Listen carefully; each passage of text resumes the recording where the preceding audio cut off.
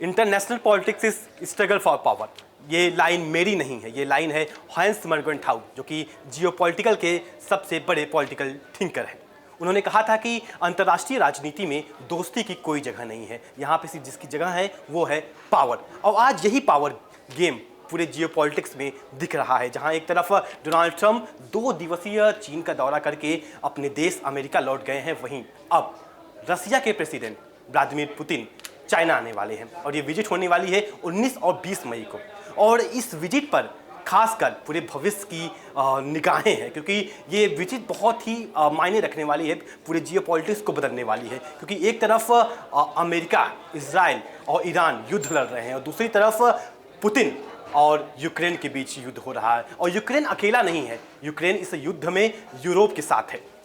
तो आज हम इसी खबर पर आपको बताने वाले हैं कि आगे यानी 48 से 46 घंटे जियोपॉलिटिक्स के लिए बहुत ही अहम होने वाला है, क्योंकि एक तरफ अमेरिका कह रहा है कि वो बहुत जल्द से जल्द ईरान पे आक्रमण करेगा और दूसरी तरफ रशिया है जो यूक्रेन पर कब्जा करने की अपनी पूरी कोशिश कर रहा है, क्योंकि यूक्रेन ने अभी कुछ देर पहले ही हवाई हमले किए हैं रसिया के अंदर और रसिया ने भी उसका पलटवार और जवाब दिया है। तो सबसे पहले समझते हैं ईरान की पॉलिटिक्स को लेकर के कि आगे जो ईरान और रसिया, माफ़ कीजिएगा, ईरान और अमेरिका का जो युद्ध है वो आखिर खत्म क्यों नहीं हो रहा है, बीच में अटका क्यों है। क्योंकि अभी जो खबर आई, एक रिपोर्ट आई है, उसमें 5 शर्त रखी गई है, जहां पर अमेरिका ने अपनी 5 शर्त रखी है, वहीं ईरान ने भी अपनी 5 शर्तें रखी हैं। सबसे पहले हम बात करते हैं अमेरिका की उन 5 शर्तों की जिन्होंने ईरान के सामने रखी है, जिसके कारण ये जो युद्ध विराम है ये नहीं रुक पा रहा है, क्योंकि बस नाम का युद्ध विराम है। क्योंकि एक तरफ देखें तो इजराइल लेबनान में और गाज़ा में अपनी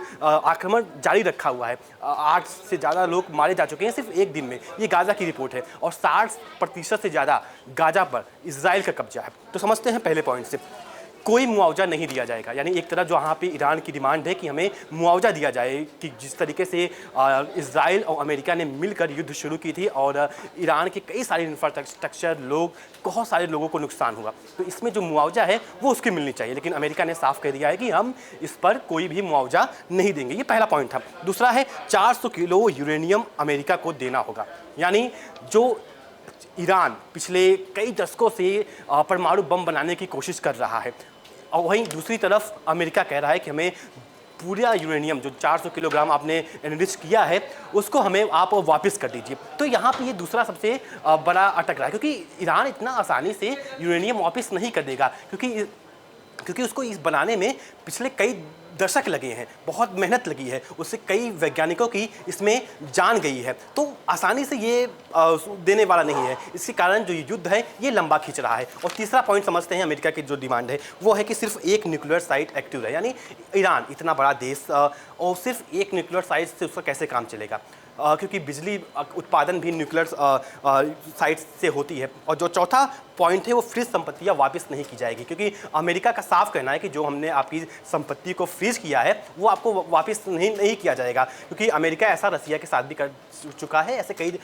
देशों के साथ भी कर चुका है। और वो पांचवा जो सबसे है कि हर मोर्चे पर बातचीत और युद्ध खत्म हो जाए, क्योंकि ईरान का जो प्रॉक्सी नेटवर्क है वो बहुत ही लंबा है, चारों तरफ फैला हुआ है, खासकर वेस्ट एशिया में। चाहे एक तरफ बात की जाए गाजा की बात की जाए, लेबनान की बात की जाए, लेबनान में हिजबुल्लाह की बात की जाए, हूती जो हैं वो ये प्रॉक्सी है ईरान का। तो अमेरिका ने साफ कह दिया है कि आपको हर एक मोर्चे पे, यानी जहाँ पे इजराइल के आसपास जो युद्ध हो रहा है वहाँ पर आपको जंग रोकनी पड़ेगी, और इसके अलावा कि आपको हर जगहों पे जंग रोकनी पड़ेगी। अब बात करते हैं ईरान की 5 शर्तों की।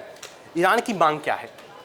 ईरान की भी यही मांग है कि सभी मोर्चे पर युद्ध खत्म हो, लेबनान सहित, क्योंकि लेबनान में जिस तरीके से इजराइल ने अटैक किया है, कई लोगों का जान इसमें जा चुकी है, कई लोग मारे जा चुके हैं, और इजराइल गाज़ा में भी युद्ध नहीं रोक रहा है। आज ही की घटना है कि 8 लोग से ज़्यादा मर गए हैं, और जो प्रधानमंत्री नेतन्याहू हैं उन्होंने साफ कहा है कि हमने 7% से ज़्यादा जो गाज़ा की ज़मीनें हैं उस पर हम अपना शासन कर रहे हैं, उसको हमने हथिया लिया है और इस पर शासन जारी रहेगा। अब तीसरी मांग पे आते हैं, फ्रीज संपत्तियां वापस करो, युद्ध का मुआवजा दो। जिसे अमेरिका ने साफ कहा कि हम न जो संपत्तियां जो फ्रीज किए हैं ना उनको वापस करेंगे, ना कोई हम मुआवजा आपको देने वाले हैं। उसके बाद बात करें हॉर्मुज़ पर ईरान की संप्रभुता बने। हॉर्मुज़ ये स्टेट पिछले 2 महीने से बहुत ज़्यादा पॉपुलर है। जो नहीं जानता होगा वो भी ये नाम जान चुका होगा, क्योंकि हॉर्मुज स्टेट एक ऐसा जगह है जो जहाँ से भारत का, पाकिस्तान का, तमाम जो साउथ एशियन कंट्रीज़ हैं उनकी जो तेल है, गैस हैं, और तेल गैस के अलावा भी जो जितनी भी सामानें होती हैं इंपोर्ट एक्सपोर्ट की, वहीं से गुजरता है। यानी जो व्यापार है इंटरनेशनल पॉलिटिक्स का, यहीं से होता है। और ये सबसे बहुत इंपॉर्टेंट जगह, क्योंकि ये जो पॉइंट है ये यूरोप को और साउथ एशिया को एक करके जोड़ता है। तो यहाँ पे भी साफ कहना है कि ईरान का कि हमें पूरा संप्रभुता चाहिए। वहीं अमेरिका इसको बिल्कुल नहीं राजी होगा, और ना कोई और देश भी इस पर सपोर्ट करेगा, क्योंकि जो ये पॉइंट है ये किसी एक देश का नहीं है, बल्कि यहाँ पे कई देशों का सामान गुजरता है, तेल गुजरते हैं, जो बिजनेस होता है इसी स्टेट से होता है। तो कोई भी देश नहीं चाहेगा कि इस पे किसी एक देश की संप्रभुता हो। अब आते हैं दूसरे मुद्दे पे, जो जिस पे खबर आई, जो रिपोर्ट आई है अमेरिकी बड़े न्यूज़ चैनल से। उसका कहना है कि अमेरिका का जो ये प्लान है अब बिल्कुल अलग है। वो कोई बॉम्बेमेंट नहीं करेगा, वो जाके कोई मिसाइल नहीं दागेगा। अब उसका प्लान है खार्ग द्वीप को हथिया लेना। सोचिए, खार्ग द्वीप जहाँ से ईरान का 90% व्यापार होता है, उसको अपनाने की हथियाने की बात कर रहा है अमेरिका और इजराइल। तो इन सब ये जो बड़ा मुद्दा है जिसके कारण ईरान और जो अमेरिका का युद्ध है ये रुक नहीं पा रहा है। पाकिस्तान को मीडिएटर बनाया गया, लेकिन पाकिस्तान उस तरीके से मीडिएटिंग नहीं कर पाया, क्योंकि पाकिस्तान मीडिएटिंग लायक है भी नहीं, क्योंकि मीडिएटिंग वो कर सकता है जो न्यूट्रल हो। पाकिस्तान तो हमेशा से अमेरिका का पछलग्गू रहा है। तो इतना आसान नहीं होगा कि पाकिस्तान को 2 बड़े जो पावर्स हैं उनको बैठा के और सुलझाना, क्योंकि मीडिएटिंग कहाँ होती है, जब दो दुश्मन हो, जो ऐसे दोस्त हों जो दोनों से दोस्ती हो। पाकिस्तान की ठीक है, अमेरिका की दोस्ती नहीं है, लेकिन फिर भी थोड़ी बहुत जो बनती है, लेकिन उसकी इजराइल से नहीं बनती। तो कैसे मीडिएटिंग हो सकती है? ये बड़ा जो पेच है ये फंसा हुआ है। अब चलते हैं दूसरी खबर पर। पुतिन का दौरा चाइना में, और वो भी 2 दिनों का। एक टाइम था जब रसिया एम्पायर बहुत बड़ा था, 1950 के टाइम से, जब चाइना के जो प्रेसिडेंट होते थे, बात करें माओ जेडुंग, जो कि जो आधुनिक चाइना है उसके निर्माता कहे जाते हैं। लेकिन जब वो जाया करते थे रसिया, तो वो 2 से 3 दिन वेट करते थे। लेकिन आज समय ऐसा आ गया है जब खुद पुतिन यानी रशिया के राष्ट्रपति आज चाइना जा रहे हैं। मजबूरी भी है उनकी चाइना जाना, क्योंकि आज इस तरीके से वो युद्ध में भी फंसे हैं पिछले 4 सालों में, तो जिसके कारण उनकी जो अर्थव्यवस्था है वो पूरी तरीके से डमाडोल हो गई है, पूरी तरीके से ख़राब हो गई है। तो इसलिए उनका जाना बहुत इंपॉर्टेंट है। और किन मुद्दे पे बात होगी पुतिन की, खासकर चाइना से? चलिए आइए हम समझते हैं पहले पॉइंट से।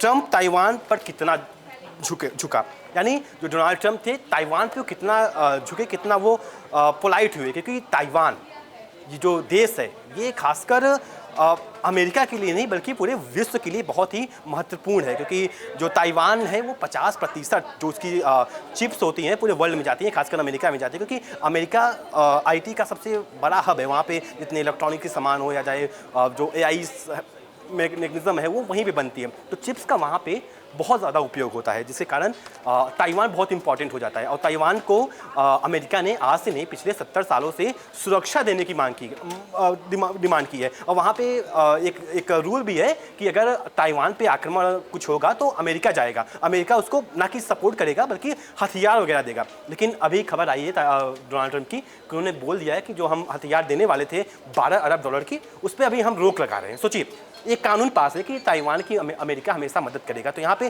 जिस तरीके से मैंने एक लाइन बोली, international politics is struggle for power, यहाँ पे सिर्फ जो इंटरनेशनल पॉलिटिक्स में, भू राजनीतिक में सिर्फ और सिर्फ पावर की बात होती है। तो वही चीज़ यहाँ पे सामने देखने को मिली, क्योंकि जहाँ पे डोनाल्ड ट्रंप पूरी तरीके से अपना प्लान बदल दिए, जो कि अमेरिका की यही फॉरेन पॉलिसी रही है कि ताइवान पे को हमेशा वो सपोर्ट करेगा, और जब भी मदद की ज़रूरत होगी तो ताइवान को अमेरिका मदद करेगा। लेकिन यहाँ पे पलट गए। क्यों पलट गए? क्योंकि डोनाल्ड ट्रंप कोई नेता थोड़ी ना है, वो इससे पहले बिजनेसमैन थे, और उनकी जो सोच है पूरा कोल्ड रियलिज्म पे बात करते हैं, यथार्थवाद की बात करते हैं। उनके लिए सिर्फ और सिर्फ प्रॉफिट है, यानी नेशनल इंटरेस्ट सबसे बड़ा है। अगर उसके अलावा, क्योंकि एक तरफ जहाँ पे अमेरिका और यूरोप की जिस तरीके से दोस्ती हुआ करती थी वो काबिले तारीफ थी, क्योंकि नाटो पे जो घमंड करता था पूरा यूरोप, क्योंकि अगर यूरोप पे कोई आक्रमण होगा तो अमेरिका आएगा बचाने। लेकिन आज डोनाल्ड ट्रंप जिस तरीके से कोल्ड रियलिज्म है, उनका नेशनल इंटरेस्ट सबसे फर्स्ट रख रहे हैं, नेशनल फर्स्ट की बात करते हैं, मेक अमेरिका ग्रेट, मागा की बात करते हैं, तो ये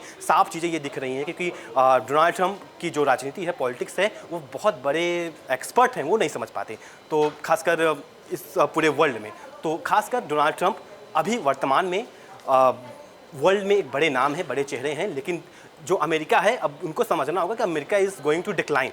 ठीक है, आप सुपर पावर थे, आपने कई वर्ष तक राज किया। 1990 से 1990 के बाद यूएसएसआर के कोलैप्स के बाद पिछले आई थिंक बात करें तो 3 दशक तक अमेरिका का वर्चस्व रहा पूरे वर्ल्ड में। लेकिन अब की बात करें तो अब अमेरिका का वो वर्चस्व नहीं रहा गया।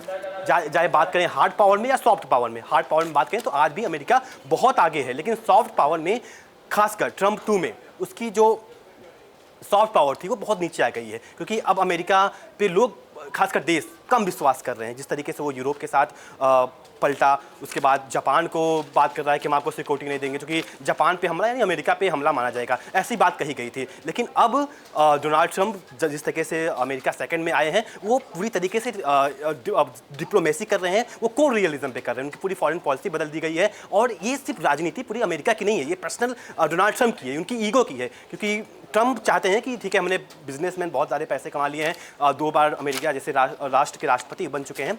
अब उनका प्लान है कि भाई नोबेल प्राइज़ मिल जाए, कुछ ऐसा कर दूं। लेकिन जिस तरीके से उनके सेकंड टर्म में जिस तरीके से भू राजनीतिक बदलाव हुआ है, वो पूरे वर्ल्ड को चौंका दिया है। और खासकर एक शख्स की वजह से, यहाँ अमेरिका भी नहीं, अमेरिका के लोग भी नहीं चाहते कि हम युद्ध पे जाएं, वॉर करें। लेकिन जिस तरीके से डोनाल्ड ट्रंप अपनी पर्सनल राजनीति को लेकर के, क्योंकि इजराइल जो हमला कर रहा है, लेबनान में कर रहा है या गाज़ा में कर रहा है, 60% से ज़्यादा जगहों को हथिया लिया है, वहाँ पे उनका राज चल रहा है, तो इस पे वहाँ पे वो कुछ नहीं बोल रहे हैं। लेकिन जो ईरान का टॉपिक है, उनको बस चाहिए तेल।